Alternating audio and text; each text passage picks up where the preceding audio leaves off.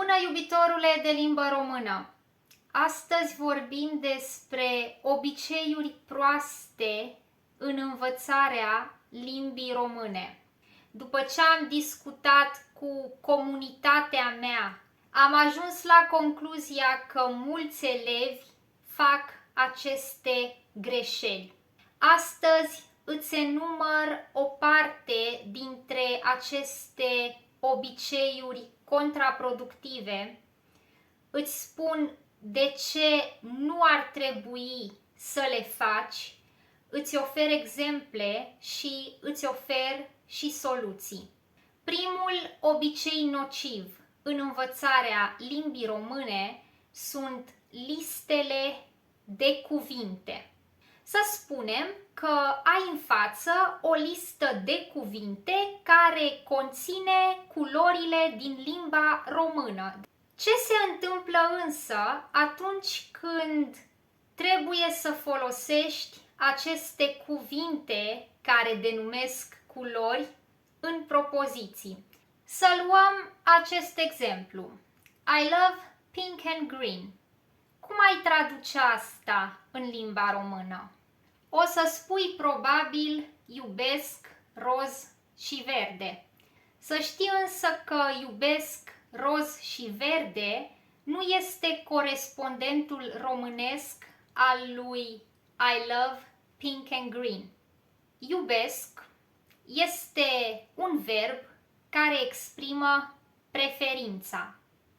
După verbele care exprimă preferința, dacă avem substantive, cum sunt roz și verde, trebuie să folosim articolul hotărât. Te gândești probabil că roz și verde sunt adjective, nu substantive. Da, dacă spui mașină roz, dacă spui telefon verde, roz și verde sunt adjective. Dacă spui I love pink and green, roz și verde sunt substantive pentru că roz înseamnă culoarea roz, iar verde înseamnă culoarea verde, iar culoarea este un substantiv. Deci roz și verde sunt substantive. După verbele care exprimă preferința, folosim substantive cu articol. Dar mai avem o neconcordanță în această propoziție. Acel iubesc. Chiar dacă în lista ta de cuvinte este scris că iubesc egal I love, folosim acest verb când vorbim mai degrabă despre persoane. Deci, în limba română nu spunem iubesc roz și verde, ci spunem ador rozul și verdele. Hai să luăm un alt exemplu. Cum ai spune în română I'm in front of the door? Cel mai probabil o să spui așa: sunt în față ușă, pentru că pe lista ta de cuvinte este scris că ușă este door, sunt este I am, iar în față este in front. În față înseamnă in front.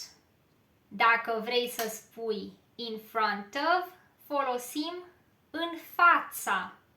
În fața este o locuțiune prepozițională care cere folosirea unui substantiv în cazul genitiv. Ușă nu este un substantiv în cazul genitiv. Iată deci de ce listele de cuvinte nu sunt suficiente pentru a învăța limba română. În limba română, verbele, substantivele, adjectivele, numeralele, pronumele își schimbă forma. Care e soluția? 1. Când consulți liste de cuvinte, asigură-te că acolo nu ai doar o formă. De exemplu, în cazul substantivului ușă, asigură-te că ai și forma de plural, care este uși. Ți se pare probabil o prostie să îți încarci memoria cu pluralul cuvântului ușă în limba română. Iată că dacă nu faci asta, nu o să poți să spui I'm in front of the door. Același lucru se întâmplă cu toate substantivele feminine din limba română și crede-mă, sunt extrem de multe. În al doilea rând, trebuie să știi când să folosești aceste forme. Nu este suficient să ai o listă de forme dacă tu nu poți să folosești forma corectă în contextul corect. Hai să trecem la a doua greșeală pe care mulți dintre voi o fac. A doua greșeală se leagă de prima greșeală, însă diferența este că aici nu știi forma de bază. Dacă te întreb cum se spune to eat și to speak în limba română, cum răspunzi la întrebarea mea? Dacă spui mănânc și vorbesc, e greșit. Eu te-am întrebat despre forma de bază, despre forma de dicționar, despre forma de infinitiv. To eat, a mânca. To speak, a vorbi. A doua greșeală constă deci în faptul că în loc să știi, în loc să înveți forma de bază a unui cuvânt, forma din dicționar, tu înveți o formă specifică, o formă care te limitează. De ce te limitează?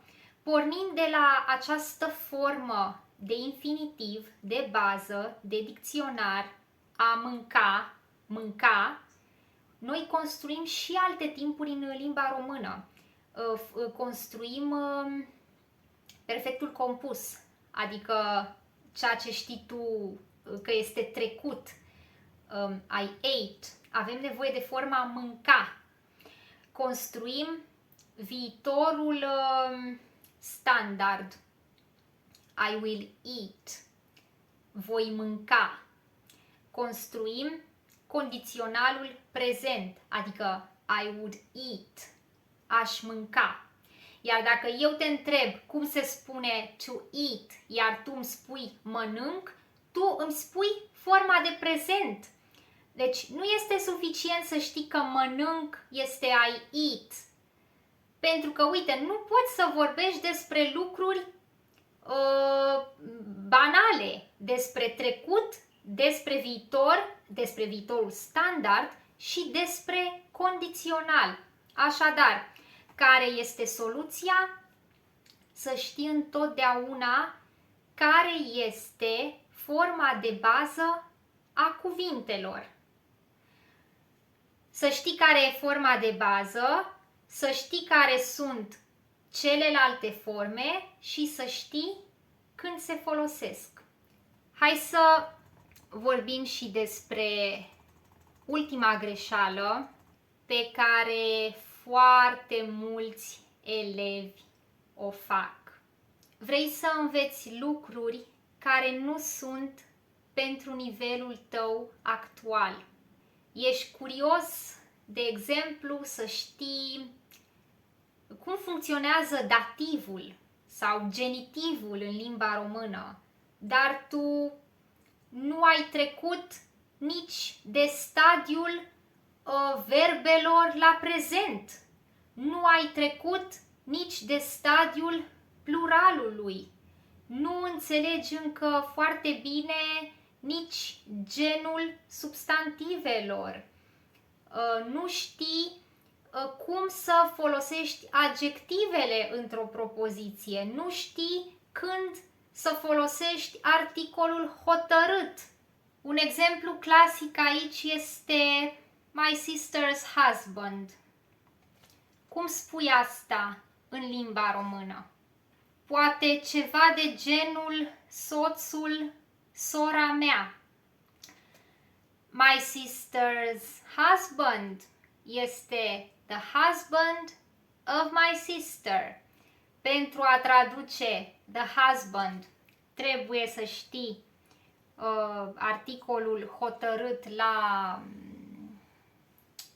formele nominativ-acuzativ, adică ce înveți tu la început, iar pentru a traduce of the husband, trebuie să știi cum funcționează genitivul în limba română.